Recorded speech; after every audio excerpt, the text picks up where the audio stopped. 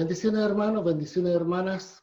Bienvenidos a esta clase número 2 del curso Hermenéutica Bíblica Aplicada. Hoy estaré solo en nuestro hogar. Mi esposa nos acompaña vía internet debido a que se encuentra en su lugar de trabajo, pero para honra y gloria de Dios vamos a iniciar esta clase número 2. Ustedes Amén. ya tienen una cantidad de libros bastante importante con los cuales ya pueden realizar bastantes análisis y buscar información relacionada a algún tema a desarrollar, ya sea un pasaje bíblico, ya sea todo un libro, ya sea todo un párrafo de la escritura, propiamente tal. La tarea número 2, que está expuesta ahí, fue bastante interesante, que ya hay varios que han enviado tanto la 1 como la 2. Lo interesante de buscar en la palabra de Dios es encontrar la armonía que significa las Sagradas Escrituras. Este pasaje narra básicamente un hecho importante dentro de la iglesia,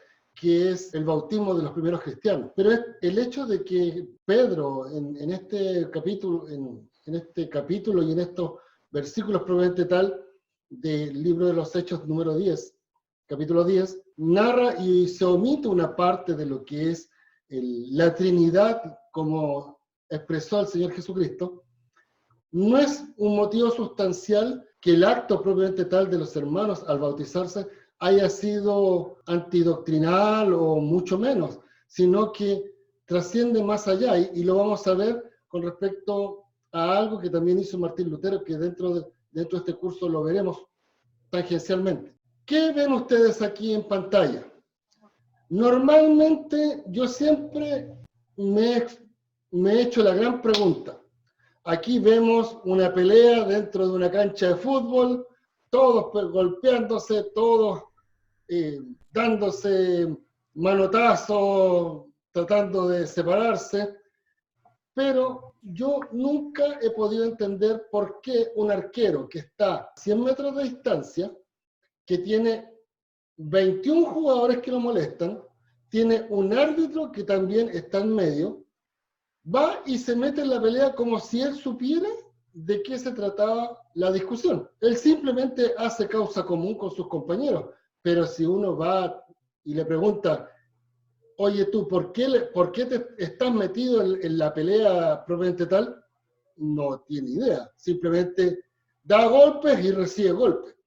Y muchas veces cuando estamos escudriñando las escrituras, nos sucede esto. Hay hermanos que tratan de interpretar las escrituras de una forma, tratan de exponer su punto de vista, hay alguien que se lo rebate y empieza una discusión, pero el tema de fondo nunca se toca, o se toca en forma puntual, pero se traslada toda la discusión a algo netamente de interpretación.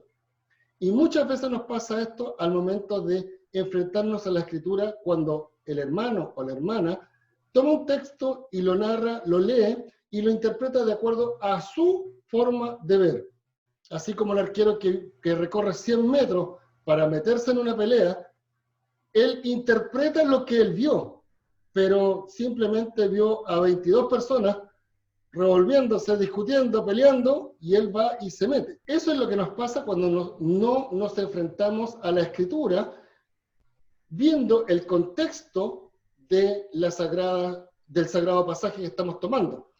Muchas veces tomamos un versículo, lo interpretamos de una forma que no necesariamente es lo que el escritor quiso decir, y quedamos con una gran incertidumbre, y de acuerdo a nuestras expectativas, a nuestra forma de vida, a nuestra experiencia espiritual o doctrinal, interpretamos.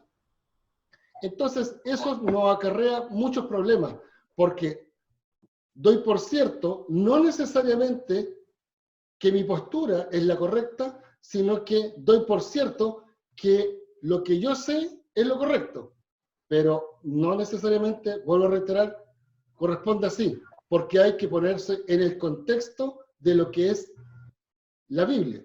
Hasta el momento hemos analizado de que la hermenéutica nos lleva a un punto donde nos dice, usted como lector actual tiene que ver lo que dice el autor original Y para ello hay una gran separación.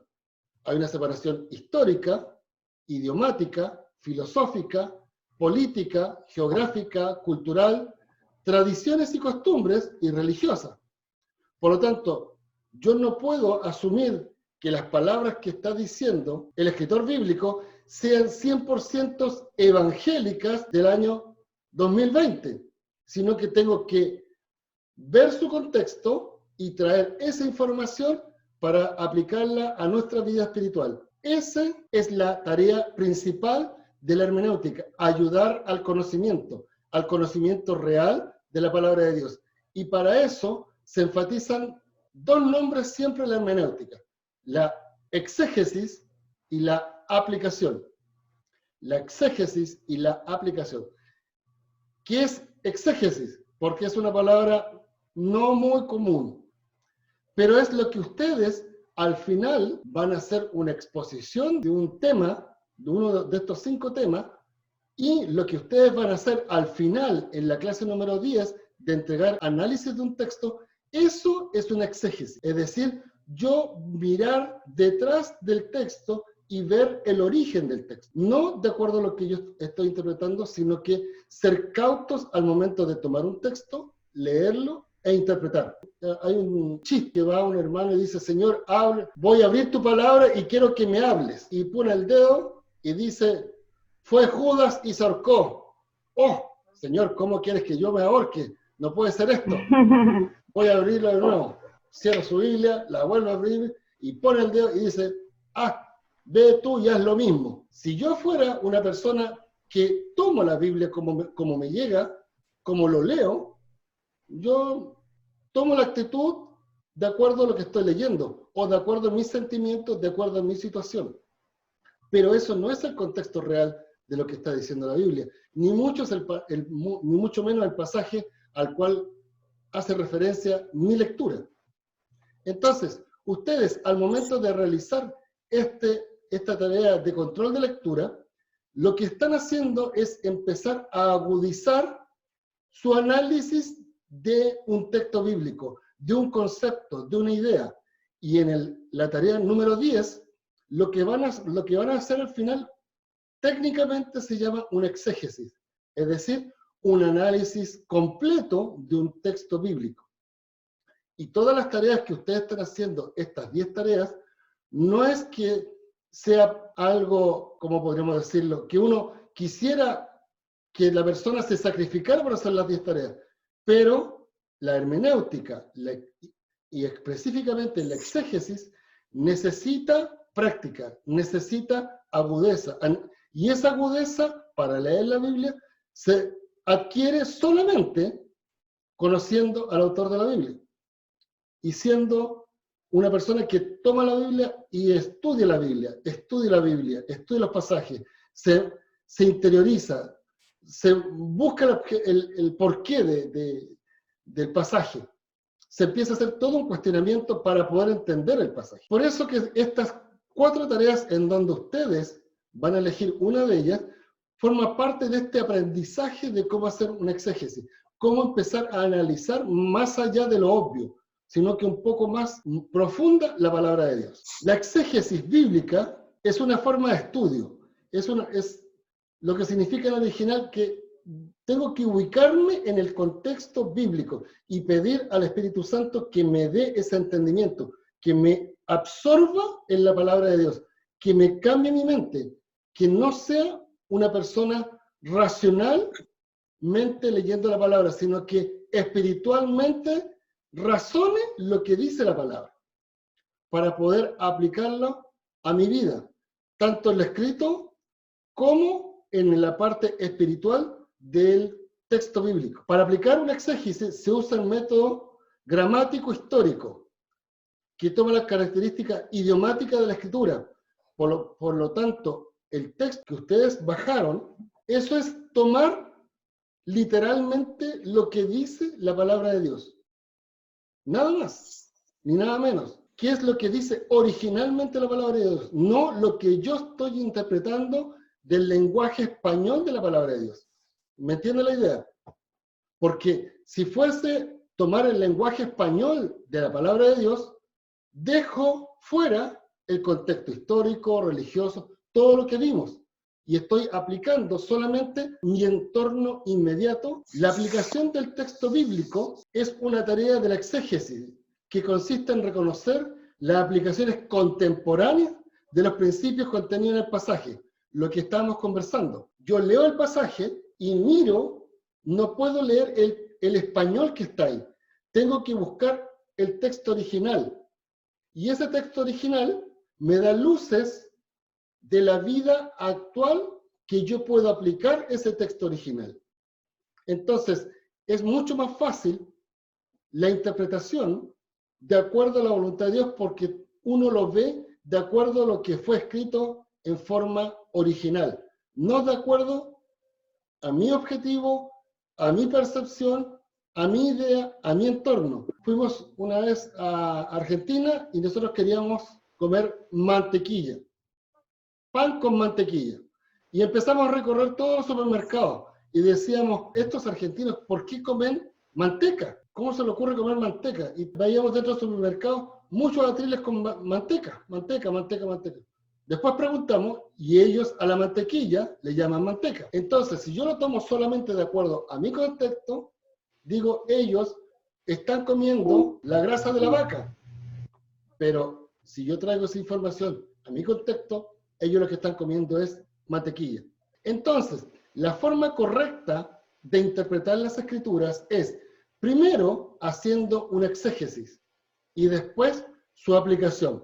Si ustedes ven el cuadro, el ejemplo que deben desarrollar, lo primero que hacemos, tomamos el texto bíblico, después vemos los versículos anteriores, posteriores, vemos el concepto histórico, vemos algunas palabras que nos llaman la atención y buscamos sus orígenes, después vamos a los interlineales, vamos a las Biblias, a los diccionarios y buscamos el concepto real que estaban diciendo con respecto a ese versículo y después lo aplicamos. Por lo tanto, eso es una exégesis. Normalmente los pastores o las personas que predican realizan eso. Primero se lee el versículo, se lleva al auditorio, a los hermanos, a posesionarse en el lugar del autor original, mostrándole el entorno y después se hace una aplicación a la vida actual. Por eso la hermenéutica es tan importante. ¿Cuál es la importancia de la Biblia dentro de la iglesia evangélica y de los creyentes?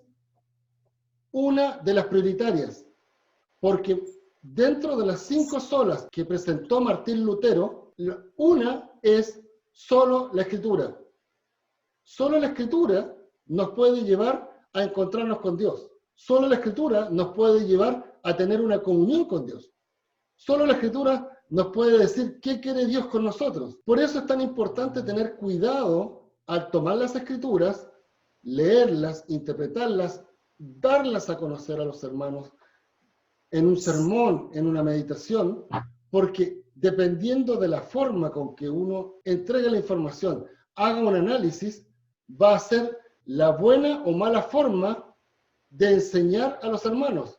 Muchas veces tenemos dogmas que vienen simplemente por inercia, como por ejemplo que María Magdalena era una prostituta. María Magdalena en ninguna parte de la Biblia dice que es prostituta. Hay una persona que es prostituta, pero no dice que es María Magdalena.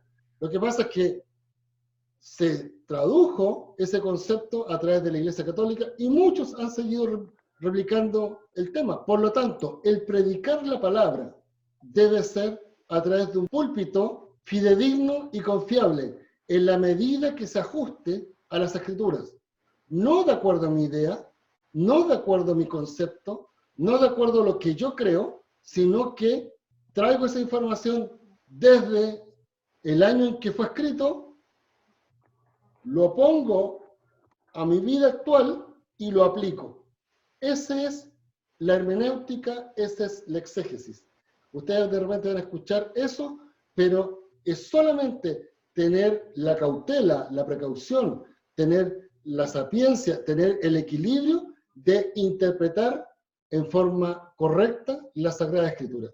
Aquí tenemos 3 casos de personas que utilizando la Biblia utilizando versículos, formaron sectas. David Koresh, Waco, Estados Unidos, Jin John, Templo del Pueblo, y Ramón Castillo, Antares de la Luz, aquí en Chile.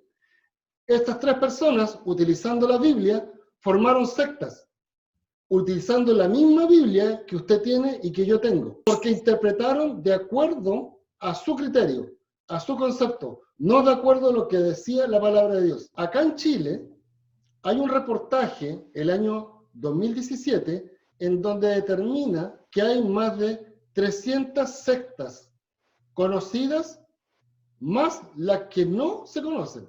Por eso es tan importante tener una buena interpretación de la palabra de Dios. Las sectas manipulan normalmente pasajes de la Biblia, sacándolos del contexto original, tal cual como dice ahí, y construyendo doctrinas sobre eso. Tenemos muchos hermanos que quieren evangelizar a los testigos de Jehová, pero sucede de que estas personas usan tan bien la Biblia que los hermanos, como solamente tienen el ánimo de evangelizar, pero no tienen la preparación para hacerlo, no pueden conversar con ellos. Yo no puedo conversar con un testigo de Jehová sin yo conocer su contexto, sin yo conocer lo que él estudia, sin yo conocer lo que él sabe, para poder no rebatir, porque las peleas no sirven, las peleas no construyen, solamente construyen murallas. Lo que produce un contacto con la gente es el diálogo. Entonces, el entrar a conversar, el entrar a compartir nuestra fe, forma parte de lo que hace la hermenéutica, y dentro de la hermenéutica la exégesis y la aplicación, porque nos lleva a un diálogo con la palabra de Dios. El diálogo produce contacto, el enfrentarnos produce murallas. Eso es lo primero que uno debe aprender al poder empezar a estudiar la palabra de Dios.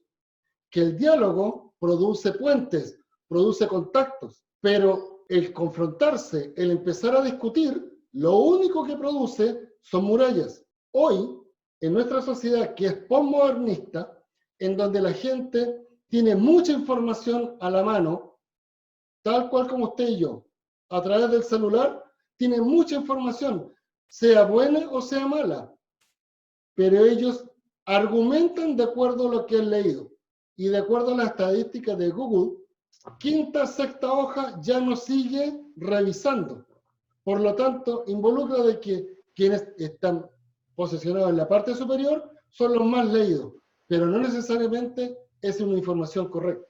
Entonces, muchas veces, doctrinas o pensamientos se basan en el español, más que en el texto original, sobre todo la interpretación. Como es en el caso, se vuelve a reiterar, de Jesús y el centurión. Para ser un intérprete de las Escrituras, hay dos requisitos básicos. Tiene los requisitos generales y los requisitos especiales. En los generales, la objetividad, el espíritu científico y la humildad. Y en el caso de los especiales, la capacidad espiritual, actitud de compromiso y espíritu mediador. En el caso de los requisitos generales, la objetividad.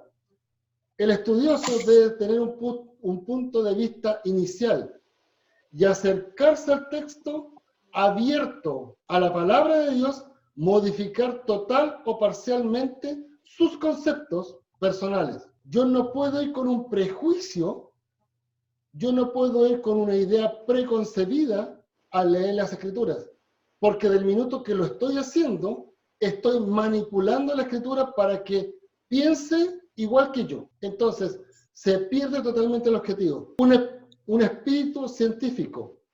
Yo debo ser crítico al leer un texto de alguien que me hace un comentario o a un texto dentro de la Biblia. ¿Qué quiere decir eso? No crítico en el sentido de criticar, sino crítico en el sentido de analizar el texto, no solamente lo que involucra el pasaje propiamente tal. Por ejemplo, si yo tomo el texto bíblico donde Jesús, volviendo al del centurión, Jesús toma y se da vuelta y le dice, yo no he visto tanta fe en Israel como con él. Creo que cualquier persona se sentiría absolutamente halagada que Jesús se dé la vuelta para decir esas palabras, porque creo que es muy fuerte esa imagen para los discípulos, para los judíos, para los mismos romanos, que Jesús hable de esa forma de alguien que es un gentil. Por lo tanto, este espíritu científico debe buscar y aclarar los conceptos del texto, tanto en la arqueología, la filosofía, la obra literaria. ¿Qué concepto? ¿Es una parábola? ¿Es una hipérbola? ¿Es un hebraísmo? ¿Qué es? Y traerlo más o menos contextualizado para que la gente entienda. Otro requisito especial es la humildad dentro de la palabra del Señor. Acuérdense de lo que dice. Dios desecha al soberbio. Para ser un hombre humilde ante la palabra del Señor, Albert Einstein ya lo dijo. El hombre solo es grande cuando está de rodillas. Cuando reconoce que lo que yo sé poco y nada en comparación a lo que otros saben. Ahora vamos a ver los requisitos especiales. Capacidad espiritual. Tener los sentimientos, la voluntad y el pensamiento del estudioso, del exegista, para ser abierto al Espíritu Santo, para extraer de la Escritura el verdadero sentido de ella. Así tal cual como lo hacía Nehemías con los sacerdotes, que tomaban la Biblia, tomaban en este caso la Torá, y le daban el sentido que el Espíritu Santo le dio a la palabra en la Torá. Y el pueblo recién ahí tomaba esa palabra y se enfrentaba a su realidad. Usted, hermana, usted, hermano, puede ser usado por el Espíritu Santo, pero usted no es el Espíritu Santo. ¿Me explico? Usted no tiene ninguna capacidad, ni yo tengo ninguna capacidad de convencer a nadie de pecado ni de arrepentimiento. Es el Espíritu Santo. Por lo tanto, si tomamos la palabra de Dios y nos dejamos ser usados por el Espíritu Santo, la gente puede ser tocada en su alma y en su espíritu para reconocer esta necesidad que tiene de Dios. Nosotros no tenemos ningún atributo especial.